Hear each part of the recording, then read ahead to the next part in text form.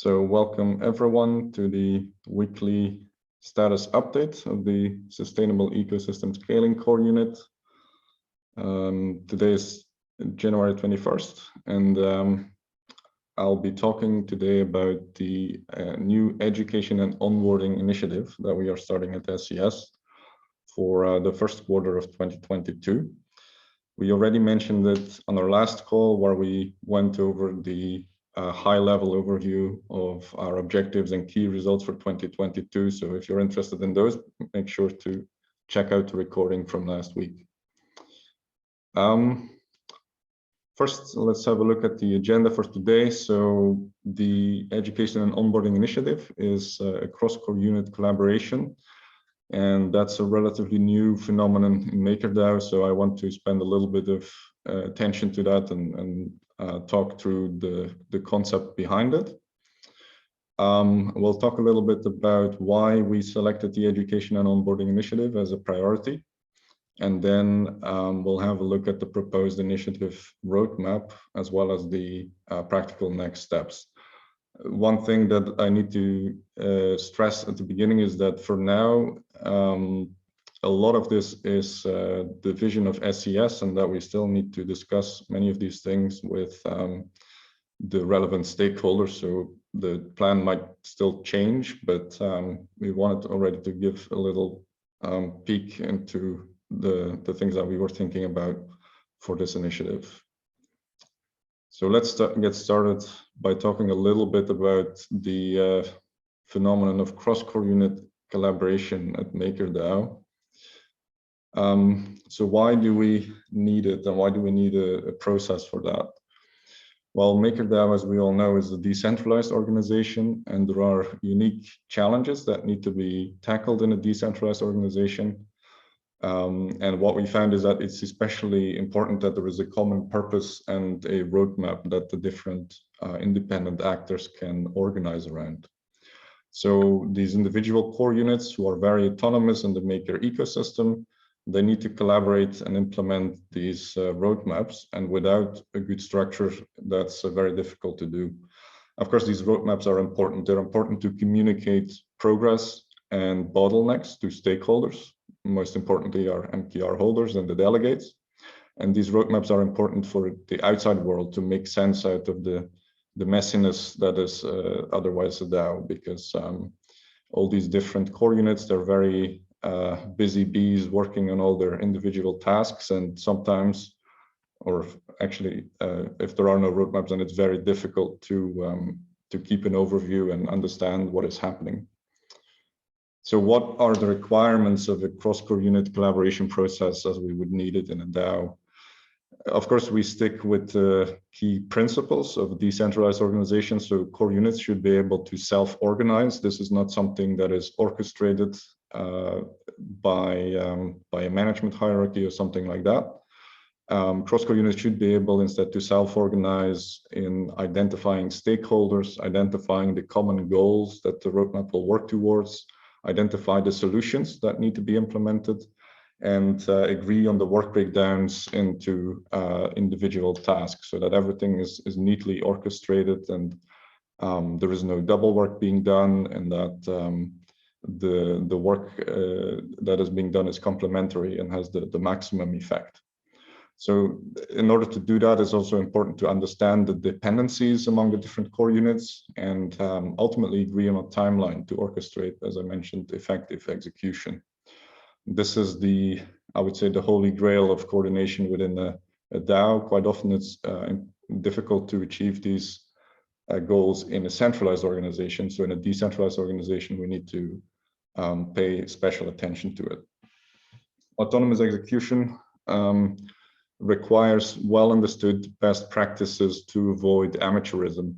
When these individual groups of core units, when they collaborate, there's some skill sets that are needed in order to have an effective collaboration and to work out these roadmaps and to work towards these common goals. And it's these practices that are best described as best practices that are available to everyone, so that the core units, the individual core units, can use them as tools to work effectively. And then last but not least, once we have this process in place, once the core units know what the best practices are, and once they can work towards these common goals, once we have that, of course, we should leverage that to create more transparency. So we want to not just use it as an internal working tool that remains opaque to the outside world. Instead, we want to leverage it to create more transparency and report on the progress to the DAO. At MakerDAO, we're still in the early days of organizing these kind of coordination processes, but especially the GovComms core unit has been doing a lot of work to get this organized. And the way we're currently structuring it is that there are 4 different formats. So these are meetings, these are workshops, these are project management tools that should become best practices for these groups of core units to employ and to organize work. So there's an ideation workshop format which allows the different stakeholders to come together and in order to further the common goal, come up with different ideas and bring all the ideas to the table to make sure that we're not missing anything and that we come up with the best solutions to the problem. The next thing, however, is then to further design the solution, because of course there is a lot of technical work to be done when we need to write software. There's a lot of process and administrative work to be done when we are, for example, onboarding real-world assets. All these, the work that we do and the deliverables, they require properly designed solutions that everyone has a good understanding of and aligns around. So the solution design as well is a format that we can define as a template that then can be used by the different core units to as a tool, once again, to properly collaborate. Once the solution is known on a high level, once we understand why we're building the solution that we're building, we need to go from the solution to individual tasks. So in other words, to break down the work that needs to be done in bite-sized pieces that every core unit can then assign an owner to and take care of. And then once these individual tasks are known, we need to continue coordinating, we need to set a timeline, we need to basically follow up on the production of the whole roadmap, and that is the production coordination format. So we have these 4 that are in the works. They're already applied to a number of existing initiatives that I'll mention in the next slide. And then, as I mentioned, we want to leverage all this by bringing the updates on all these different meetings and workshops that are happening to the governance and risk calls to make sure that all our stakeholders, the MKR holders, they are all aware and there is a great deal of transparency into the activities that are happening in the DAO. The existing initiatives that I mentioned, there are a number that are already ongoing. So these are regular meetings that we have to work around these common goals, these roadmaps. The first one is the collateral management on-chain initiative, which, as the name says, is the roadmap of onboarding new collateral types to MakerDAO, especially the crypto native collateral types, so everything on chain. The second initiative is the off-chain equivalent of that. So Maker is well known for having or being pretty far in bringing real-world assets to the blockchain. But of course, these real-world assets, they have a lot of machinery in the legal world. So these are structured finance products that have a much bigger off-chain and on-chain component. And that's why this is a different initiative to onboard these new types of collateral. Then there is also the L2 initiative, which is the layer 2 roadmap of MakerDAO. These initiatives, they have different facilitators. So the collateral management on-chain and off-chain initiatives, they are facilitated by the GovComms core unit with stakeholders such as the risk teams, the smart contract development teams, the Oracle teams, etc. And the L2 initiative is spearheaded by Derek, the facilitator of the protocol engineering core unit, because this is a very technical focused or a very technical initiative. The status updates, we haven't seen them yet on the GNR calls, but they will be brought to the GNR call soon, which is when I hope that we'll see the value of these different processes, and that will become very apparent. Now, there are two new initiatives that are planned. One is the emergency response planning, which is once again the GovComms core unit that facilitates it. So we won't be talking about that today. But today we are talking about a new one, which is the education and onboarding initiative. So it's an initiative that is being kickstarted in this quarter by SES. The common goal of the participants will be to improve the educational and onboarding practices for MakerDAO. We've made sure that there are many positive feedback loops with other SES activities. So this initiative supports other initiatives and vice versa. So for example, we have a renewed incubation and bounty program, which requires a great deal of high quality educational materials and good onboarding practices.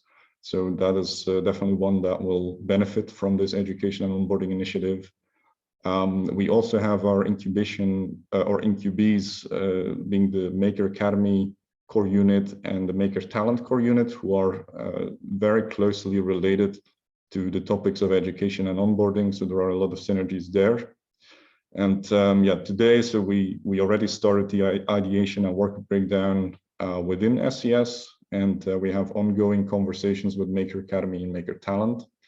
As we'll see further, we want to involve many more stakeholders, but yeah, those will be pulled in soon. We will also start a regular coordination meetings, so the ones that are already happening for the collateral management and the L2 initiatives. And yeah, we want to start these as well for the education and onboarding initiative soon. Now, before we go into the objectives, I want to talk a little bit about why we selected the education and onboarding initiative as one of our highest priorities. A lot of this has to do with the unique environment that we are working in. So we are still collectively trying to figure out how a DAO exactly needs to operate and how it is different from centralized organizations. And because of this decentralization aspect, what we have found is that in centralized organizations, education and onboarding are already very important. But in a DAO, we believe they are absolutely critical for success. So this is a much higher priority in a decentralized environment than it is in a centralized one. And I'll try to connect the dots here and outline why exactly that is the case. So a DAO, if we look at it, it has certain competitive advantages that it can play out compared to centralized organizations. And of course, we all know a DAO is supposed to be an open environment that invites participation by outsiders. And what we are basically trying to do is we are trying to take the main goal of what is typically the hierarchical management structure, and which is to effectively delegate. And we're trying to hack the delegation problem by creating teams that are basically running an autopilot, teams that do not need managers to oversee them, teams that are self-motivated and driven towards a common goal. And of course, this isn't easy, so we need to make sure that we put the right tools in place to achieve that. In fact, the DAO's strongest moat is probably the invested or the vested brain power that we have onboarded. So all these people who are part of the community, who work autonomously towards the same goals, the many hours that they've invested to understand crypto, to understand DeFi, to understand Maker, these investments, that's the strongest moat that the DAO really has. So why am I talking about this in the context of education and onboarding? Well, there are clear challenges when it comes to unlocking these advantages of a decentralized organization. And one of the biggest challenges is that we need to maintain alignment in the absence of hierarchical authority. There is no management structure which continuously reminds people what their tasks are, what they're supposed to deliver, and who take their orders from the higher level in order to create alignment. So we need to get alignment in a different way. We need to have a shared understanding of the high-level goals. If everyone is pulling in different directions, then the DAO is really going nowhere. We need to have a shared understanding of the various problem domains. So people need to understand the technical problems that we are dealing with. And we need to come up with potential solutions that also need to be understood by everyone, because once again, there is no direct oversight that will explain these things to every individual team. So only then more autonomy leads to better results, because as I said, if everyone is pulling in different directions, we are just at a standstill. So the additional challenge there is that reaching individual alignment, that requires a lot of time.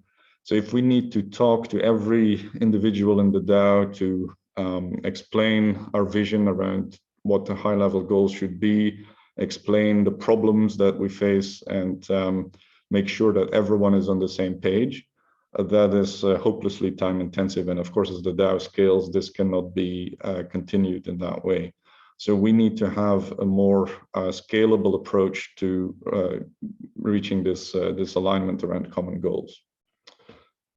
And the real challenge for unlocking this potential of outside contributors, which is a big advantage that DAOs theoretically have, is that someone can just walk in and start contributing. But of course, in practice, things aren't that simple. So people who try to contribute, they typically have a very hard time identifying good projects or problems to work on, which makes sense, because if they don't already work in the DAO, they don't have the insights to identify those projects and problems. And of course, the people also need to be competent. They need to have the right knowledge, the right skill sets to work on the problems that we are trying to solve and to build the solutions that we need.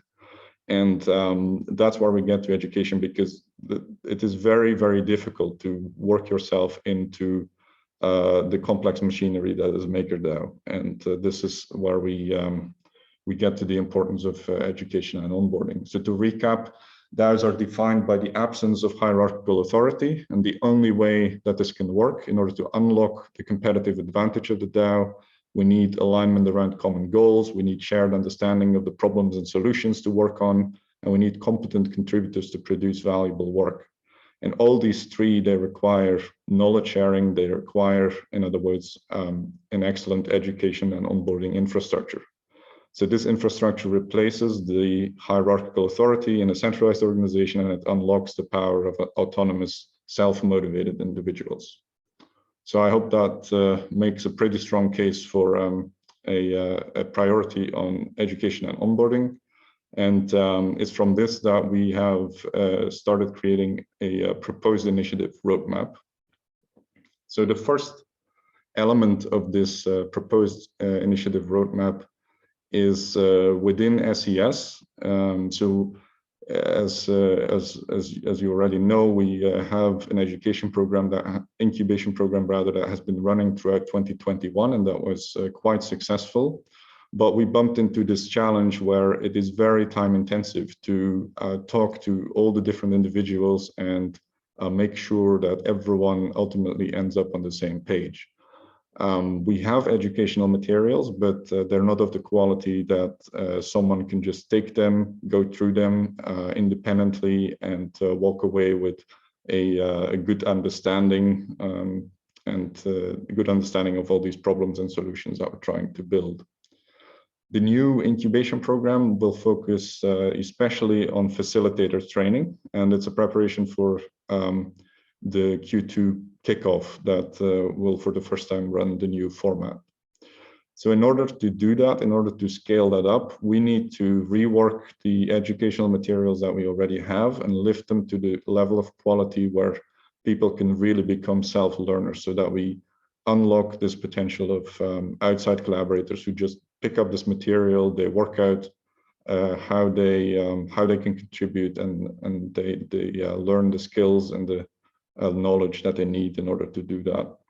So we'll be working on producing high quality educational material in the different modules, the areas of the different modules that we have in our incubation program, where we will teach facilitators how they need to run the business of the core unit. So this is about topics such as, why it is so important to define a clear mission, vision, and strategy for your core unit, how your core unit interacts with the DAO, how it is a little different running a core unit from a traditional business, because the core units, they are subsidized by the protocol. So there is no traditional customer, there is no traditional profit model. These things are quite different in a decentralized environment, and they are, of course, also specific to the maker business itself. So that is the first business module, where we want to create a number of high quality materials to unlock these self-learners.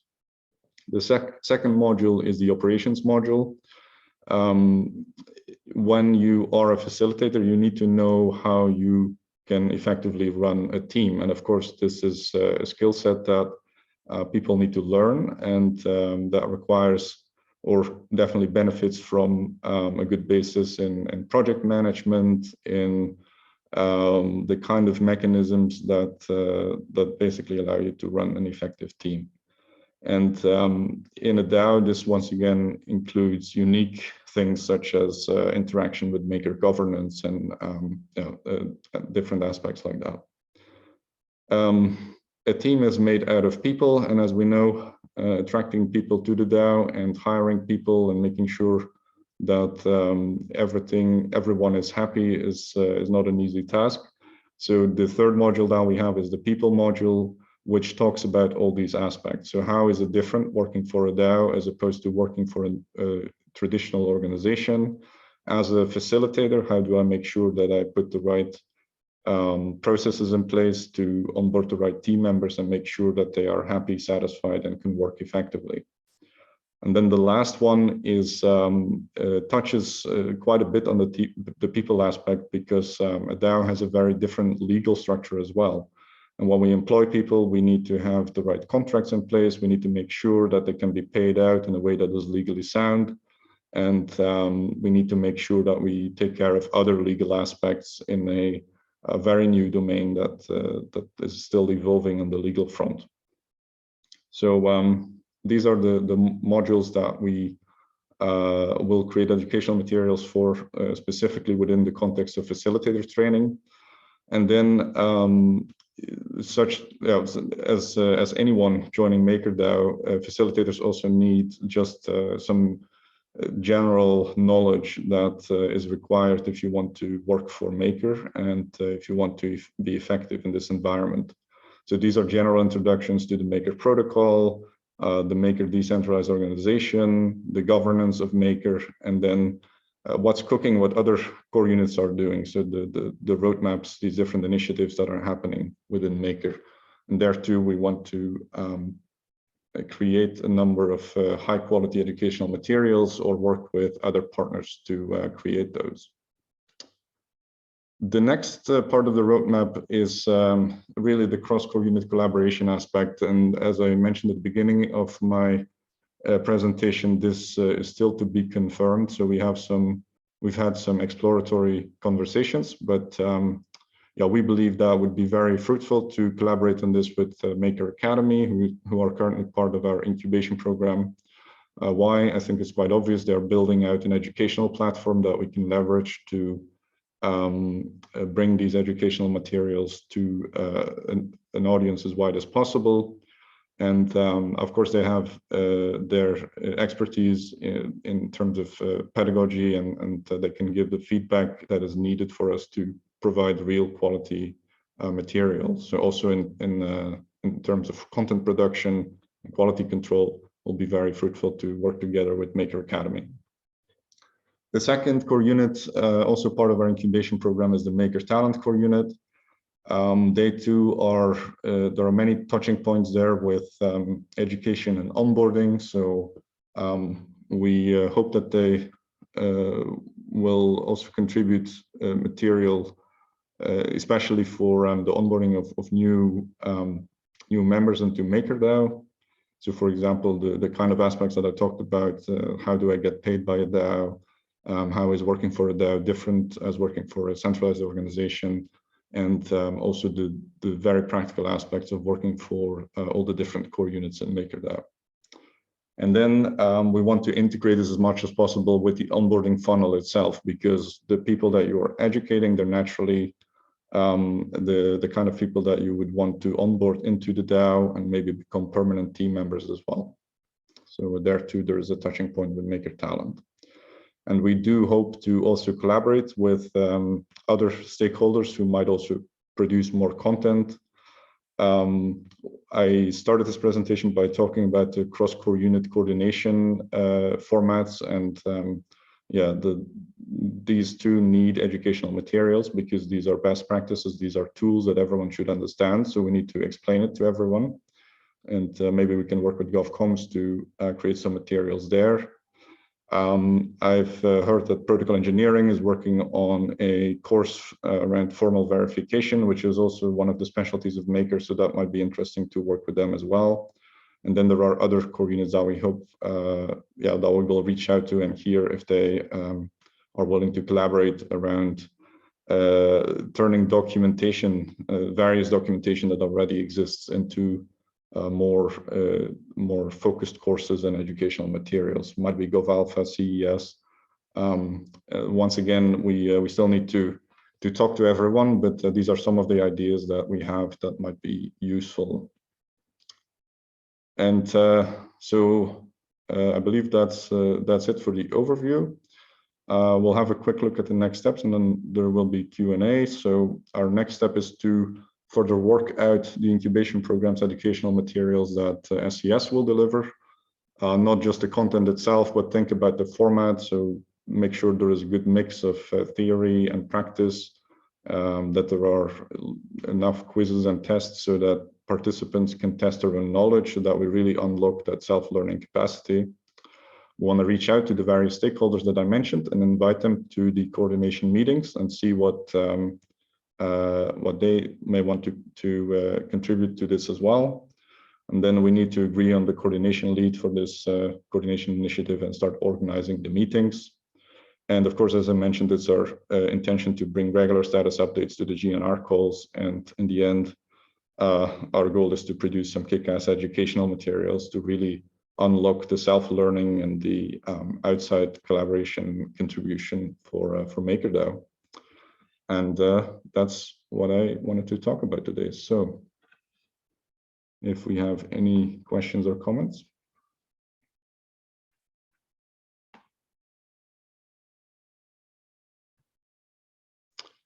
I believe I'll need to unmute people. If you have some questions or comments, feel free to chime in. David, yeah, I'll quickly give you the opportunity to unmute. If you need to drop, it's fine. Yeah, so I just wanted to mention that, you know, all of this is extremely important, and yeah, I don't really have much to say except that the presentation was excellent. Yeah, I don't have too much to say, but I'm gonna hop off in a second. So if anybody has questions for GovComms, please feel free. Yeah, thank you, David. Happy to hear you're excited about this, because you're one of the people we'll be looking at to collaborate with us on this.